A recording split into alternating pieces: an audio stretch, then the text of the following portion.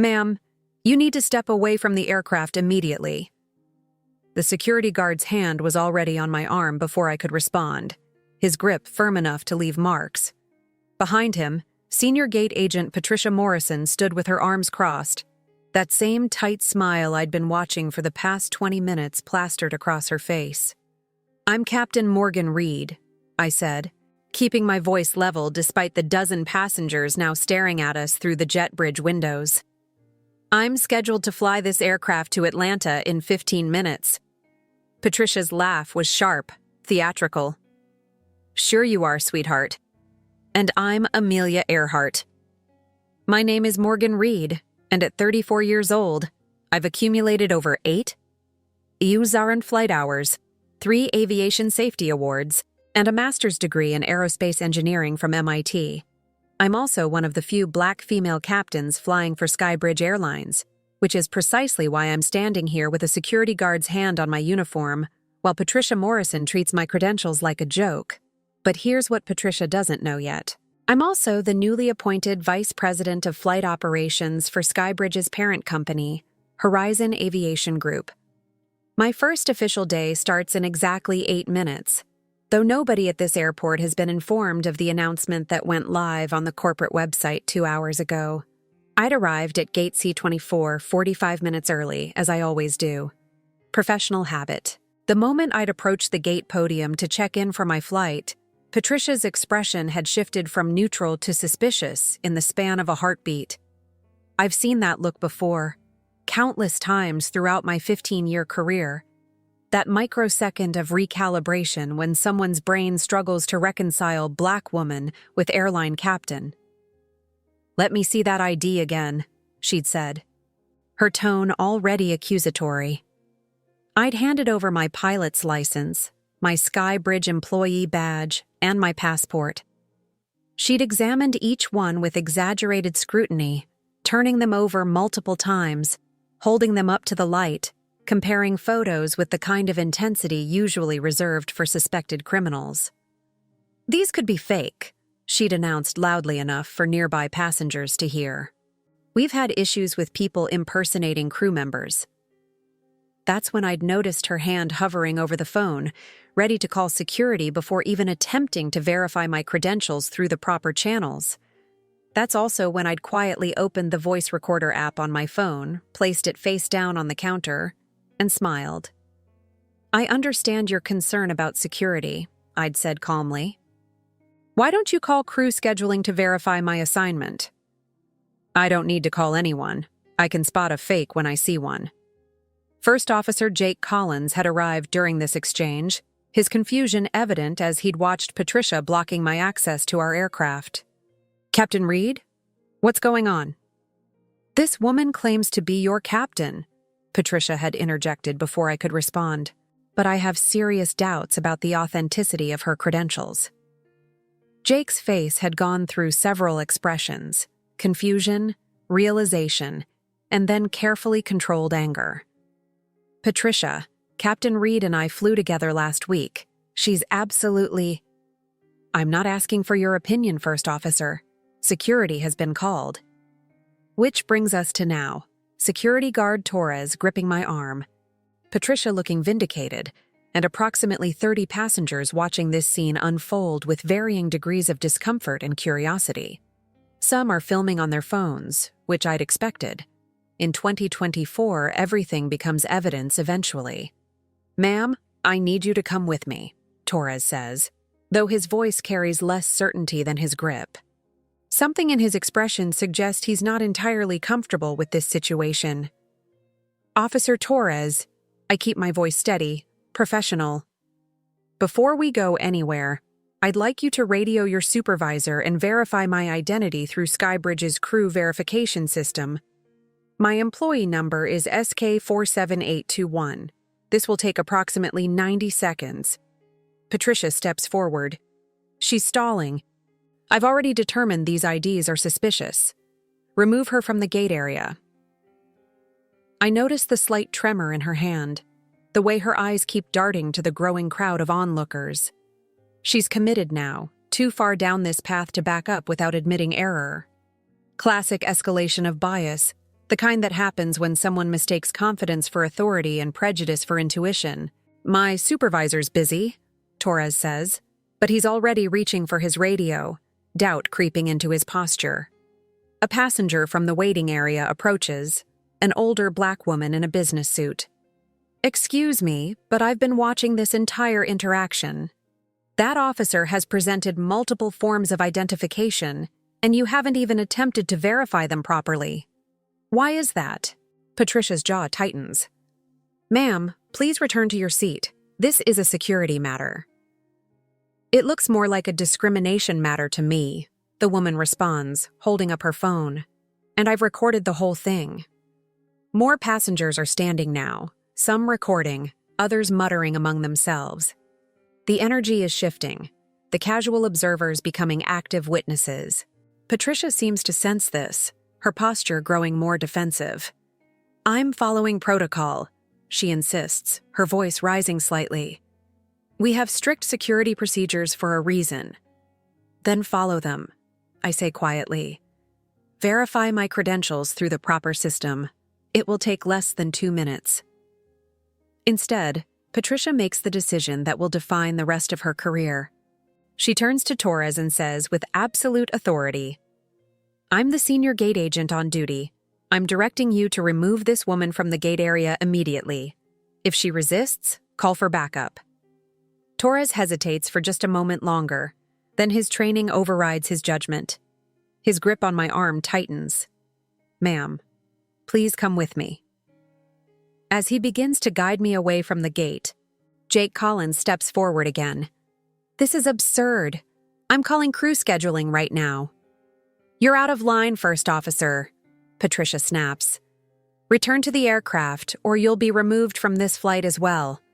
I catch Jake's eye and give him a small shake of my head. Not yet. Let this play out. Because here's what Patricia Morrison, Security Officer Torres, and everyone else in this gate area doesn't know. In exactly 6 minutes, my phone will ring. It will be Harrison Maxwell, CEO of Horizon Aviation Group, congratulating me on my new position and asking if I'm ready for my first day. And when I explained to him why I'm currently being escorted away from a flight I was scheduled to captain, everything at Gate C-24 is going to change very, very quickly. But for now, I let Torres guide me away. My credentials still clutched in Patricia's hand like trophies, my phone recording every word, and that business-suited passenger following us with her camera still running.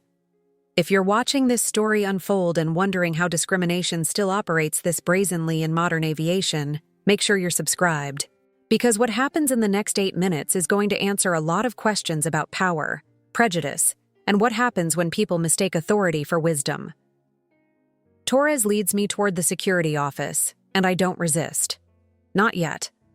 Sometimes the best revenge requires patience. The security office smells like stale coffee and desperation. Torres gestures to a plastic chair against the wall, the kind that's bolted to the floor to prevent exactly the sort of outburst he probably expects from me. Please have a seat while we sort this out, he says, though his eyes avoid mine. I remain standing. Officer Torres, I need to report to my aircraft in 11 minutes. If I'm not in that cockpit for pre-flight checks, you'll be explaining to 187 passengers why their flight is delayed. Ma'am, please sit down.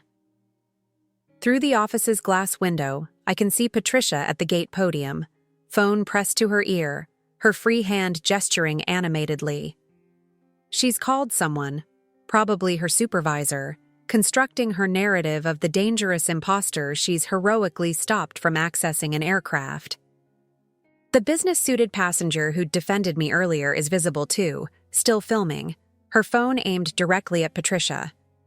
I sit, but only because standing won't change what happens next. My phone shows 4:47 p.m. Harrison's call should come in approximately 4 minutes, assuming his assistant keeps to schedule. Until then, I'm simply a black woman being detained for the crime of not matching someone's mental image of what a captain should look like. This isn't my first time. 8 years ago, in Denver, a gate agent refused to let me board my own aircraft because she assumed I was trying to use a crew member's stolen ID. That time, It took 45 minutes to resolve. And I'd filed a formal complaint that disappeared into whatever void Skybridge maintains for inconvenient documentation of bias. I'd been a first officer then, younger, less experienced, more willing to believe that these incidents were isolated rather than systemic. 6 years ago in Phoenix, a passenger had demanded to speak to the real pilot after seeing me in the cockpit, refusing to believe a black woman could be trusted with his safety. The flight had been delayed 20 minutes while my white male co-pilot patiently explained that yes, I was indeed qualified, and no, he would not be replacing me. 4 years ago in Charlotte, TSA had pulled me aside for random additional screening for the 8th time in a month. Their questions increasingly aggressive about how I'd obtained my uniform, why I was traveling so frequently, whether my credentials were legitimate. Each time, I'd filed reports. Each time, nothing changed.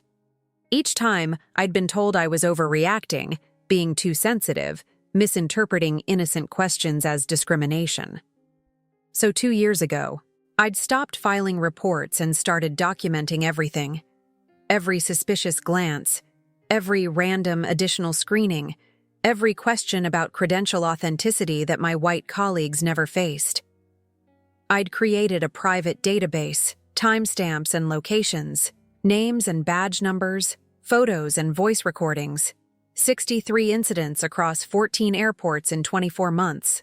And then 6 months ago, when Harrison Maxwell had personally recruited me for the VP position after witnessing my handling of an emergency landing in Chicago, I'd shown him everything. Not as a complaint, but as evidence of what needed to change at Horizon Aviation Group from the top down. "We're going to fix this," he'd said, his face grave as he'd reviewed page after page of documentation. "And you're going to help me do it." Which is why I'm sitting in this security office, phone recording, waiting. Because Harrison specifically asked me to take this one last flight as a regular captain, to experience the system from ground level one final time before stepping into my new role. He'd wanted current data, recent experiences, real-time evidence of how the airline actually operates versus how corporate policy claims it operates. I don't think either of us expected quite this blatant an example. Torres is at his desk now, finally calling crew scheduling. I can hear the confusion in the dispatcher's voice through the phone.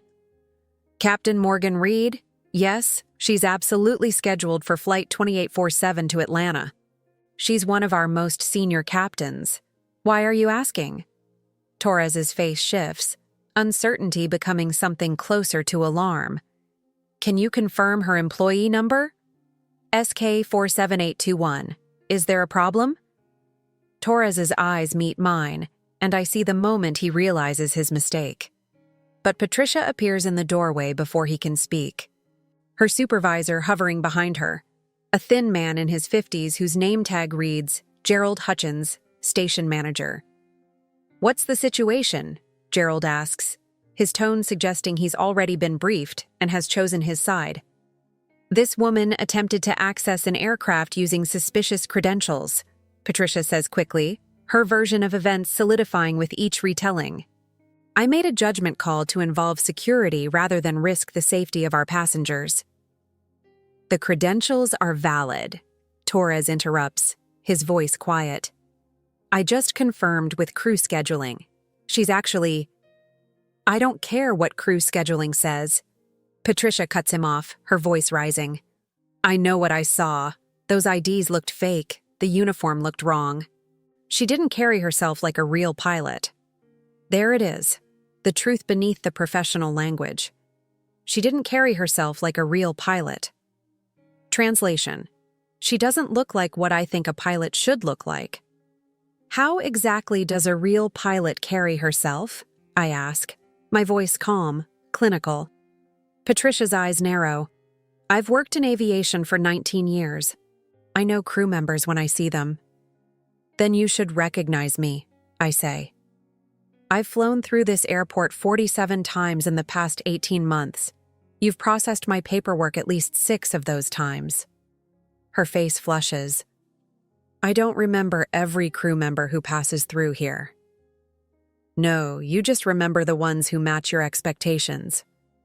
Gerald steps forward, his diplomatic smile activating. Let's all take a breath here.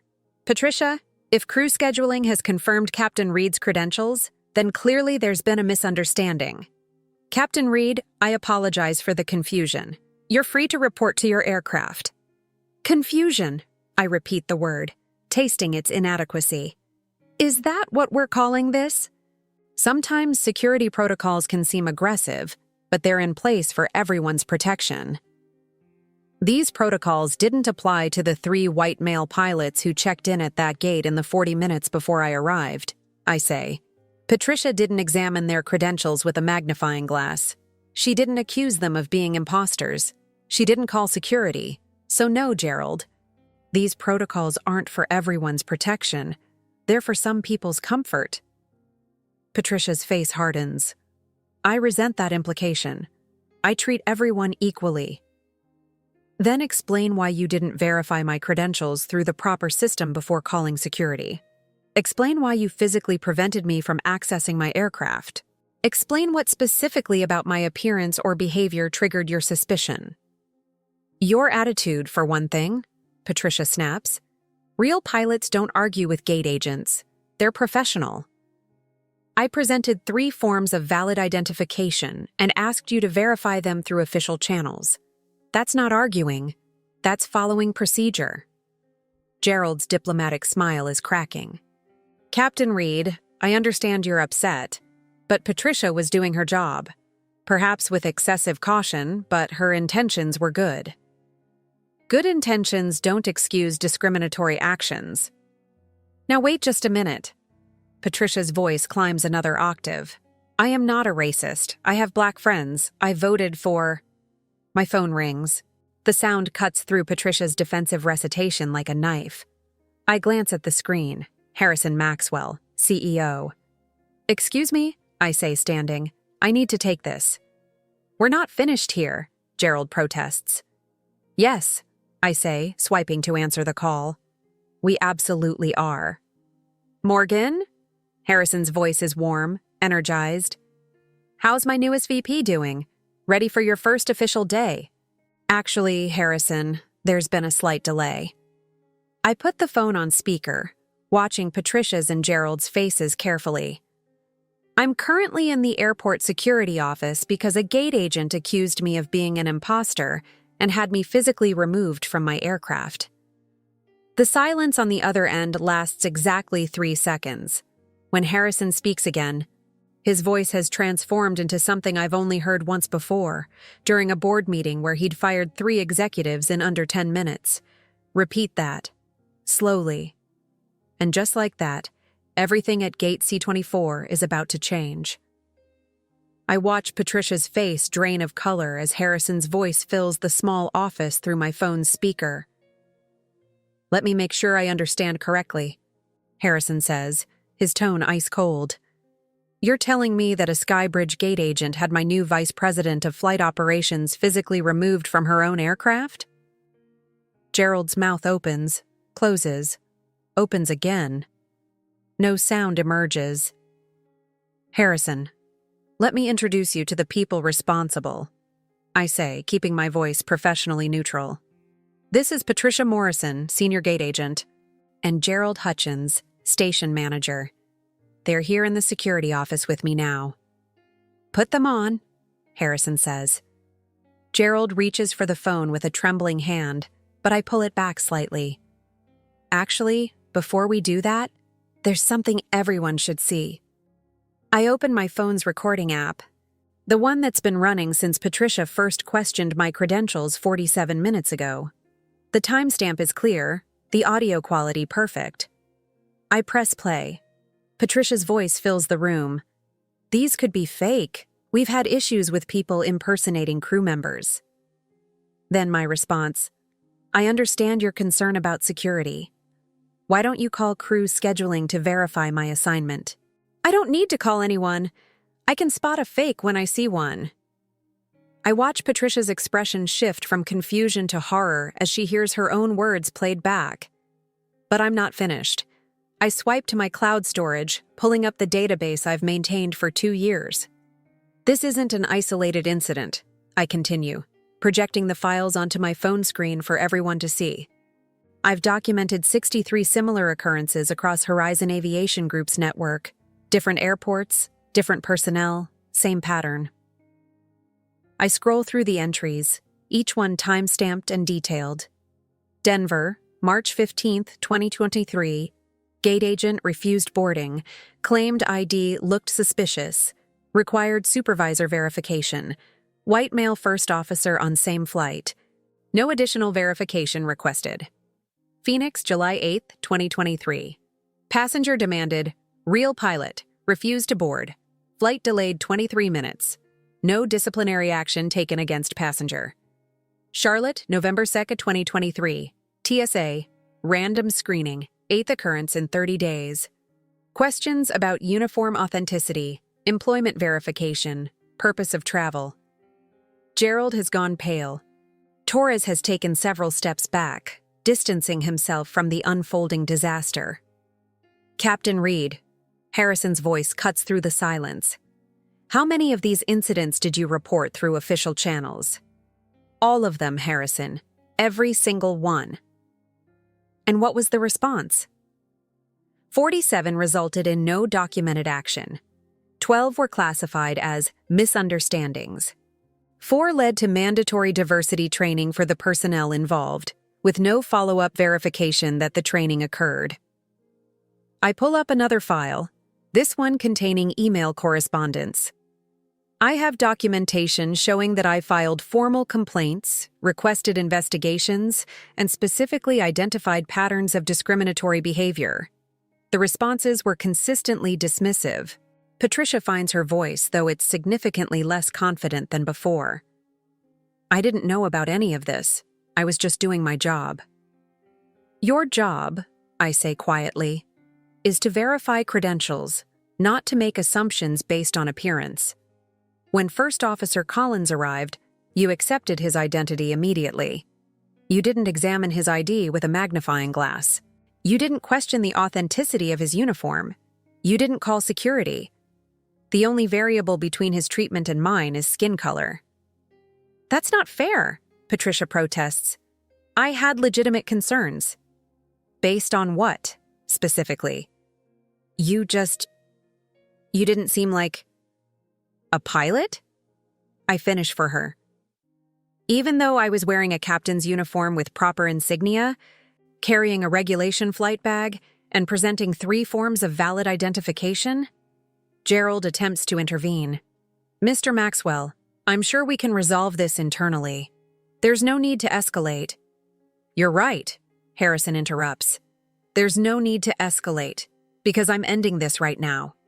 Gerald, you're suspended pending a full investigation. Patricia, you're terminated effective immediately. You can't do that, Patricia's voice cracks. I have union protection. Your union protects you from unfair termination, Harrison says. Discriminating against passengers and crew, detaining a captain without proper verification, and causing a flight delay through personal bias. None of that falls under union protection. You violated company policy, federal anti-discrimination laws, and basic human decency. Patricia turns to Gerald, desperation replacing defiance. Tell him he can't do this. Tell him I was following protocol. But Gerald is staring at his own phone, his face ashen. The story is already online, he whispers. Multiple passengers posted videos. It's going viral. I'm not surprised. The business-suited woman who defended me had promised she was recording everything. In 2024, accountability travels at the speed of social media. Harrison continues, his voice calm but absolute. Officer Torres, you're to escort Ms. Morrison from the airport property immediately. Gerald, you'll remain available for questioning by our legal team. Morgan, I'm sending our corporate legal counsel and head of HR to your location. They should arrive within the hour. Harrison, I say quietly, Flight 2847 is scheduled to depart in 6 minutes. I have 187 passengers waiting. There's a pause on the other end. Then, can you still make that flight? I check my watch. The pre-flight checks will be rushed, but Jake is competent enough to have started them without me. If I leave this office in the next 90 seconds, yes. Then go. We'll handle this mess from here. Anne Morgan, welcome to your first day as VP. If you can navigate this situation and still get that plane to Atlanta on time, you're even more qualified than I thought. The call ends. The office falls silent except for Patricia's ragged breathing and the distant sound of gate announcements. I stand, straightening my uniform. Torres steps aside immediately, no longer meeting my eyes. Gerald remains frozen, his career crumbling in real time. Patricia is crying now, anger and fear mixing in her expression. "This isn't over," she says, her voice shaking. "I'll fight this. I'll sue." "You're welcome to try," I reply. "I have 47 minutes of recorded audio, 63 documented incidents, and approximately 30 passengers who witnessed your behavior, plus whatever video footage is currently circulating online. I'd suggest you use that energy to reflect on how you ended up here instead." I walk toward the door, then pause. Not out of cruelty, but because some truths need to be spoken clearly. "Patricia, you didn't see an imposter today. You saw someone who didn't match your expectations, and instead of examining those expectations, you defended them. That's not security. That's bias. And the worst part is, you probably genuinely believe you were protecting passengers. That's how insidious this is. It feels like intuition when it's actually prejudice." I don't wait for a response. The gate is a 3-minute walk and I have a flight to catch. Jake is in the cockpit when I arrive, relief flooding his face. "Captain, I wasn't sure if you'd make it. I've completed most of pre-flight, but we're cutting it close." "Then let's move efficiently." I slide into the left seat, my hands moving through familiar checks with practiced precision. Fuel quantity, hydraulics, flight controls, navigation systems, each verification a meditation, a return to what I know, what I'm trained for, what no one can take from me based on assumptions. Through the cockpit door, I can hear the gate agent making announcements. Not Patricia. Someone else has taken over. The passengers are boarding, unaware that their departure time was nearly derailed by one woman's inability to see past her own prejudices. "Captain Reed." Jake's voice is hesitant. "For what it's worth, I'm sorry that happened. It shouldn't have." "No," I agree, continuing my checks. "It shouldn't have. But it did, and now it's documented. And now it's going to change, not just here, but across the entire network. Because that's what Patricia and Gerald don't understand yet. This isn't just about one terminated gate agent or one suspended manager. This is about the database I've spent 2 years building, the patterns I've identified, the systemic failures I've mapped across Horizon Aviation Group's entire operation. Harrison didn't just hire me to fly planes or even to manage pilots. He hired me to fix what's broken. And as of today, I have the authority, the evidence, and the mandate to do exactly that. The last passenger boards. The door closes. Ground crew signals all clear. "Skybridge 2847, you're cleared to push," comes the tower's voice through my headset. I key the mic. "Skybridge 2847, Roger. Cleared to push." The aircraft begins its backward movement away from the gate, and through the cockpit window, I can see security escorting Patricia through the terminal. She's still protesting, still gesturing, still refusing to accept what her actions cost her. But I'm already moving forward, engines spooling up, Atlanta waiting ahead. Sometimes the best response to discrimination isn't argument or anger. It's excellence, persistence, and the patient construction of evidence so thorough that denial becomes impossible. Patricia Morrison learned that lesson today. Tomorrow, the rest of Horizon Aviation Group is going to learn it too. The flight to Atlanta is flawless. Textbook departure, smooth climb to cruise altitude, weather cooperating like the universe itself wants to prove a point. At 37,000 feet, with the autopilot engaged and the aircraft humming contentedly, I finally allow myself to check my phone. 47 missed calls, 63 text messages. My email inbox shows 127 unread messages, most from addresses I don't recognize. The first video I find has 3 million views and was posted 40 minutes ago. It's titled, "Black Female Pilot Dragged from Flight by Racist Gate Agent. Watch what happens next." I tap play, watching myself from a passenger's perspective. The angle captures everything. Patricia's exaggerated examination of my credentials, her dismissive tone, her refusal to verify through proper channels. The audio quality is surprisingly clear. These could be fake. I can spot a fake when I see one. The comment section is erupting. This is 2024 and we're still doing this? That pilot handled it with such grace, I would have lost it. Update: the gate agent just got fired. CEO called during the confrontation. It's in another video. Anyone else notice she didn't question the white male pilot who came after? Same airport, same gate, zero issues. I scroll through more videos. The business-suited passenger, her name is Dr. Valerie Chen, according to her post, uploaded a 12-minute compilation showing the entire incident from multiple angles. Her caption reads, "I'm a civil rights attorney, and what I witnessed today at Gate C-24 was textbook discrimination. Captain Morgan Reed deserves better. Skybridge Airlines deserves scrutiny." Another video shows Patricia being escorted out by security, still protesting. Someone dubbed it with dramatic music. The comments there are less sympathetic, but the video that's gaining the most traction was posted by someone named Alex Martinez. "I fly Skybridge twice a week for work. I just realized I've never seen a black female captain on any of my flights. Never. In 8 years. That's not coincidence. That's systemic." His observation has sparked a firestorm. Passengers are posting their own experiences, crew members are sharing anonymous stories, aviation industry professionals are weighing in. The hashtag, "Who flies the plane," is trending nationally. My phone buzzes with an incoming call. Harrison Maxwell again. "How's the flight?" he asks without preamble.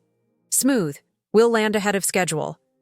"Good, because when you touch down, things are going to move quickly."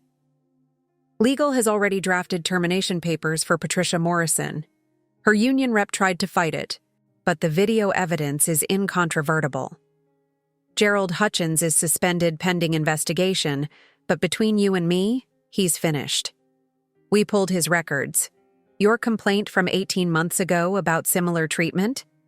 He personally dismissed it without investigation. I remember that complaint. A gate agent in Chicago had questioned my authority in front of passengers, suggesting I was too young and too diverse to be a real captain. Gerald had responded with a form letter about misunderstandings and communication differences. Harrison, this goes deeper than 2 people. I know. That's why I've initiated a company-wide audit. Every discrimination complaint filed in the past 5 years is being reopened and independently investigated. We've hired an external firm specializing in aviation industry bias. And Morgan, I'm grounding all operations at 17 airports for mandatory retraining. I sit up straighter. You're grounding operations? Partial ground. We'll maintain essential routes, but secondary operations at our major hubs will pause for 72 hours starting Monday. Every gate agent, security liaison, and ground supervisor will undergo intensive bias recognition training. Not the generic corporate module we've been using. Actual meaningful intervention developed by experts. That's going to cost millions. Discrimination already cost us millions. We just weren't counting it properly. Lost customers, damaged reputation, legal settlements, talented crew members who leave because they're tired of fighting. You know how many black female pilots we've lost in the past 3 years? No, 11. Out of the 14 we hired. That's a 78% attrition rate. Want to guess the attrition rate for white male pilots in the same period? I don't need to guess. I know the answer will be devastating. 6%. Harrison continues. The problem isn't recruitment, Morgan. It's retention. It's the daily erosion of dignity that makes talented people decide it's not worth it. That ends now. Through the cockpit windscreen, I can see Atlanta's lights emerging through the dusk ahead. Jake is handling communications with approach control, giving me space to focus on this conversation. Harrison, when we land, I need to address the crew. Not just my flight crew, everyone working this gate. You're VP of Flight Operations now. You can address whoever you want. And I need full access to Patricia Morrison's employment file, Gerald Hutchins's personnel records, and every discrimination complaint filed at that airport in the past 2 years. Consider it done. My assistant will have everything sent to your corporate email within the hour. Morgan, I want you to understand something. I hired you because you're an exceptional pilot and a strategic thinker. But I'm empowering you now because you're exactly the person who should be making these decisions. You've lived this reality. You've documented it methodically. You've maintained professionalism in situations that would have justified rage. That's not just character, that's leadership. The aircraft begins its initial descent. I thank Harrison and end the call, my hands returning to the controls I've trusted for 15 years. Captain? Jake's voice is tentative. For what it's worth, half the pilot corps is talking about what happened. There's a group chat going. Everyone's furious on your behalf. Just half? I ask, though I'm not really joking. He has the grace to look uncomfortable. Some people think you're overreacting, that Patricia was just doing her job, being careful. And what do you think? I think I've never once been questioned about my credentials at a gate, not in 6 years of flying. I think that's probably not a coincidence. The landing is smooth, professional, exactly what 187 passengers expect when they board an aircraft. As we taxi to the gate, I make an announcement. Ladies and gentlemen, from the flight deck, thank you for flying Skybridge Airlines today. I want to acknowledge that our departure was delayed due to an incident at the gate. Some of you witnessed it, and many of you have posted videos that are now circulating online. I appreciate those of you who spoke up, who recorded evidence, and who refused to accept discrimination as normal. Your actions matter. They create accountability. And because of them, real change is coming to this airline. Thank you for flying with us, and welcome to Atlanta. The cabin erupts in applause. I can hear it even through the reinforced cockpit door. When we park at the gate and secure the aircraft, Jake turns to me. That was either the bravest thing I've ever heard a captain say, or career suicide. I'm VP of Flight Operations as of today. My career is exactly where it needs to be. His eyes widen. You're the new VP? The announcement went out this afternoon. But they didn't include a name. That was you? That was me. Holy... He stops himself. Captain, that means you were on your way to corporate headquarters when Patricia judged me based on her assumptions instead of my credentials. Yes. The implications settle over him visibly. She tried to prevent the VP of Flight Operations from accessing her own aircraft. She tried to prevent a black woman from accessing an aircraft, Jake. She didn't know my title, but that's the point. Respect shouldn't be contingent on rank or revelation. It should be default. I gather my flight bag and make my way through the cabin. Passengers stop me every few rows, some offering support, others apologizing as if they're personally responsible for Patricia's actions, several asking to take photos. Dr. Valerie Chen, the civil rights attorney, hands me her business card. If you need any legal support, I'm available, she says. What I witnessed today was egregious, and I'm prepared to testify to that in any proceeding. Thank you, Dr. Chen. I'll be in touch.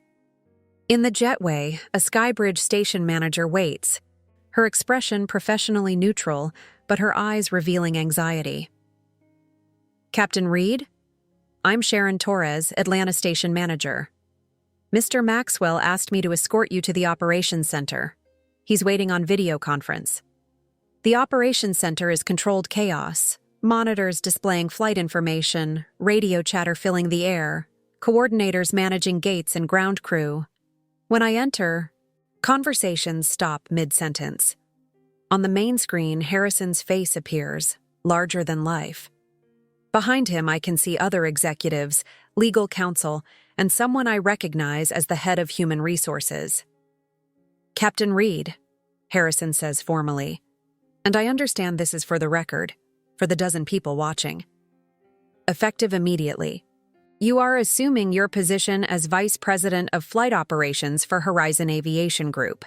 Your first directive is to conduct a comprehensive review of gate operations at our 17 largest hubs.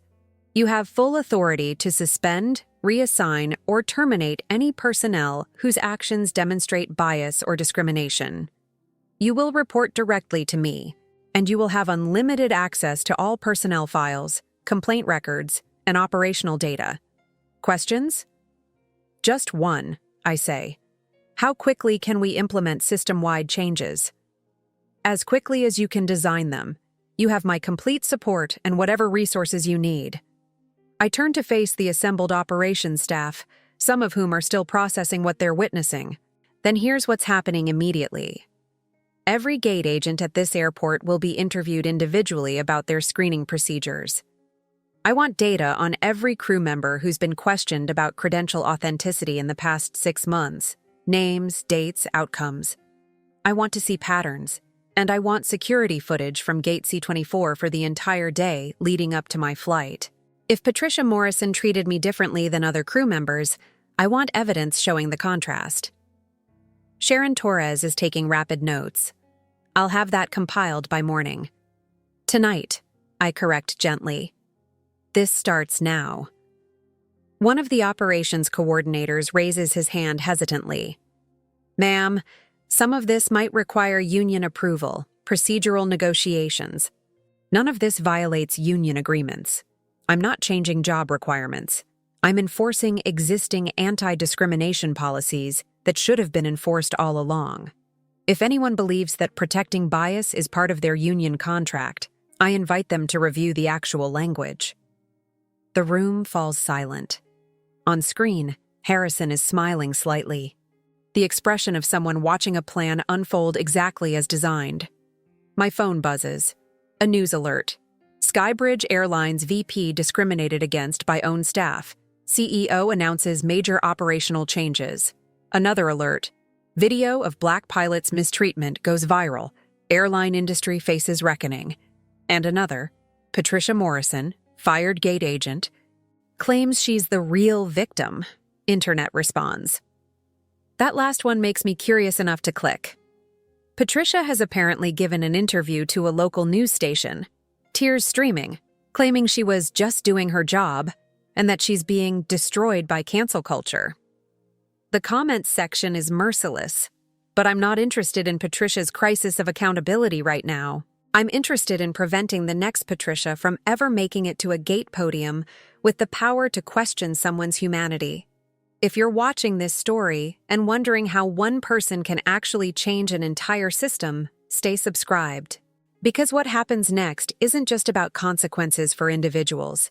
It's about transforming an industry that's been operating on outdated assumptions for far too long.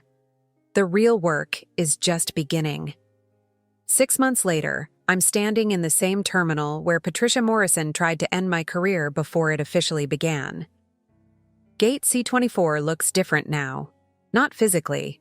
Same seating, same podium, same jetway leading to aircraft, but everything else has transformed in ways both visible and invisible. The gate agent working today is Marcus Johnson, a 28-year-old who went through our new comprehensive training program.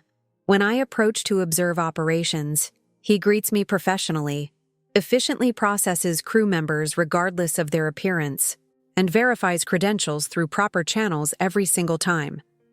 Not because he's being watched, though he is, but because that's simply the standard now. Captain Williams, "Your documents are in order," Marcus says to a young black woman checking in for her flight. "Have an excellent flight to Denver." She thanks him, no surprise in her voice, no relief at being treated normally. Just routine professional interaction, exactly as it should be. That's what success looks like. Not dramatic confrontations or viral videos, but boring, consistent equity.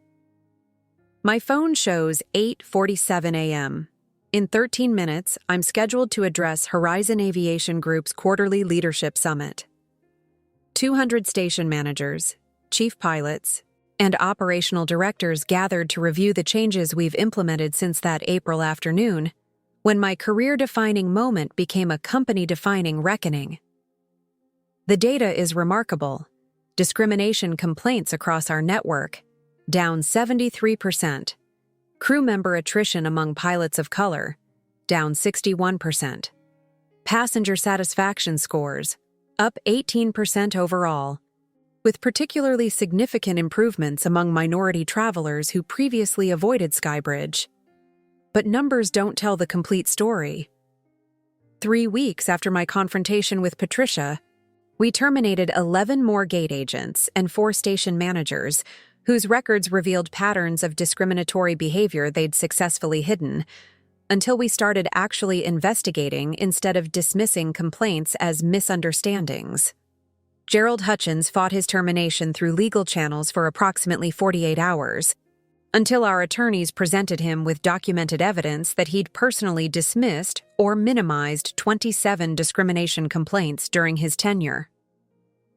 His LinkedIn profile now lists him as seeking opportunities, though several aviation industry colleagues have quietly informed me that his reputation precedes him wherever he applies. Patricia Morrison has been more visible in her downfall, unfortunately for her. She attempted to position herself as a victim of woke culture, giving interviews claiming she was unfairly targeted.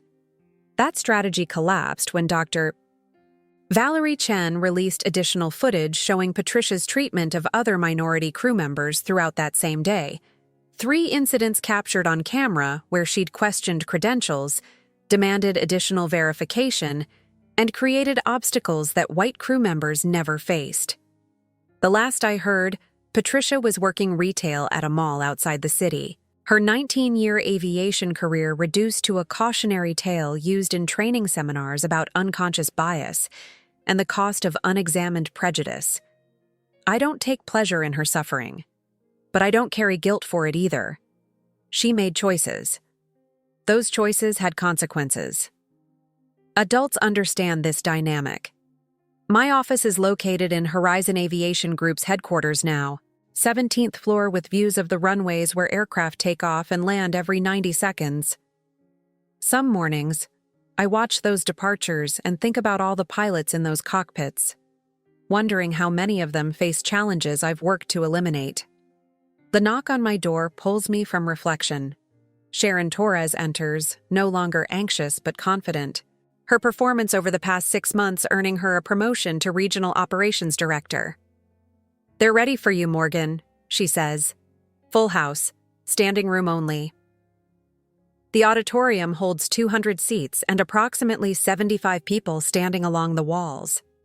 Every station manager who witnessed or heard about the incident has been required to attend. Several requested permission to bring their teams.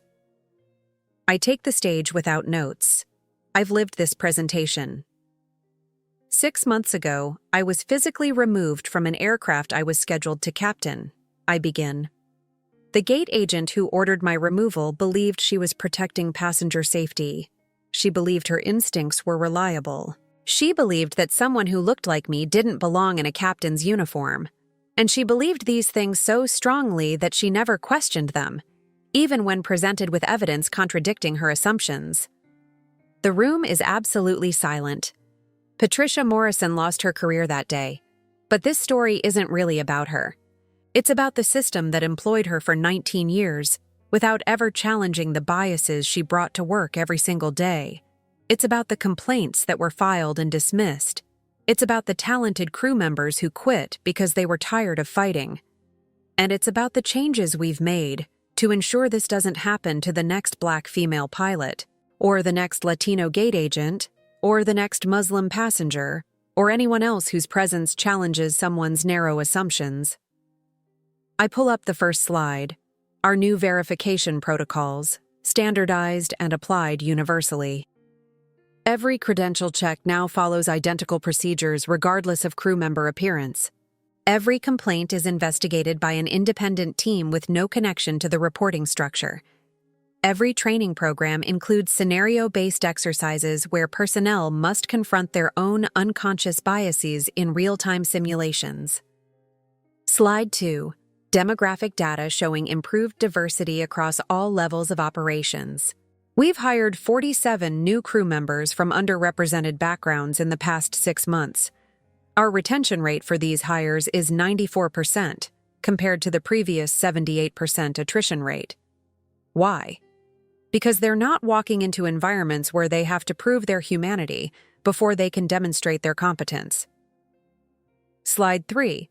Financial impact analysis. These changes cost us approximately $12 million in training, system upgrades, and temporary operational adjustments. We've already recovered $8 million through improved customer retention, reduced legal settlements, and decreased crew attrition costs. By next quarter, this initiative will be revenue positive. Equity isn't just morally correct, it's financially intelligent. A hand rises in the back. Daniel Park, station manager from Seattle. Ma'am, how do we handle personnel who resist these changes? I've had 3 gate agents complain that the new protocols are too complicated or unnecessary. Document their resistance, I say simply. Provide additional training. If they continue to resist implementing non-discriminatory practices, that's a performance issue. We don't negotiate on basic dignity. Another question, this time from Jennifer Walsh in Boston. What about situations where gut instinct genuinely identifies a security concern? How do we balance caution with fairness? Genuine security concerns are based on behavior, not appearance. Someone acting suspiciously, evasive answers, nervous behavior, attempting to avoid standard procedures, those are legitimate flags. Someone simply looking different from your mental image of what a pilot or passenger should look like? That's not security, that's bias. Learn the difference.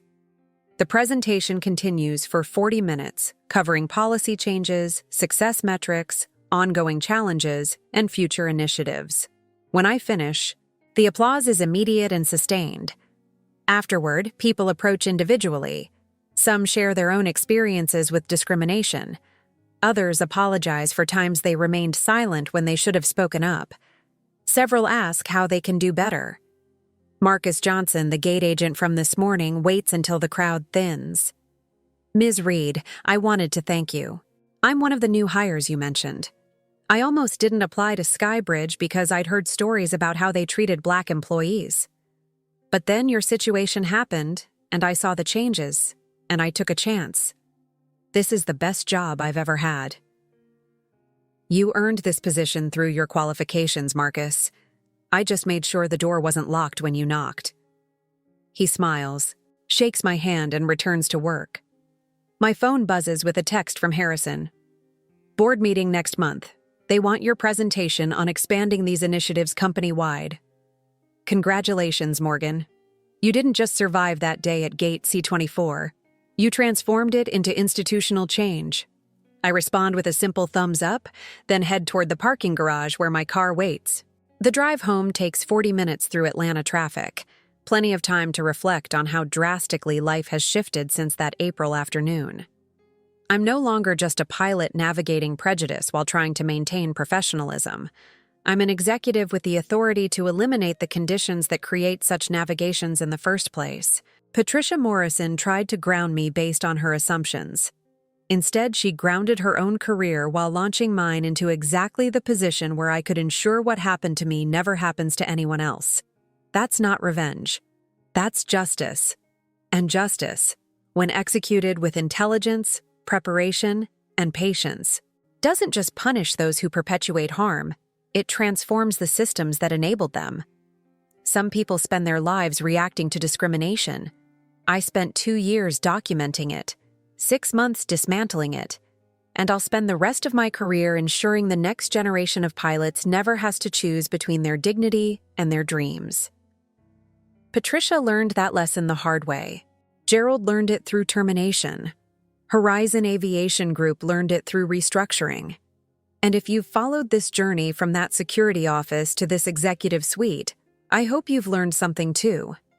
Excellence combined with preparation is the most powerful form of resistance. When they try to remove you from the plane, make sure you're actually the one who can ground the entire fleet. That's not just a career strategy. That's how you change the world. One documented incident, one policy revision, one institutional transformation at a time. If this story resonated with you, make sure you're subscribed, because the fight for equity doesn't end with one victory. It continues every single day, in every interaction, until basic human dignity becomes so standard that stories like mine are historical curiosities rather than current realities. The best revenge isn't just proving them wrong. It's building a world where their assumptions can't survive. And from where I'm standing, 17 floors above the runways where I used to simply fly, that world is finally taking shape.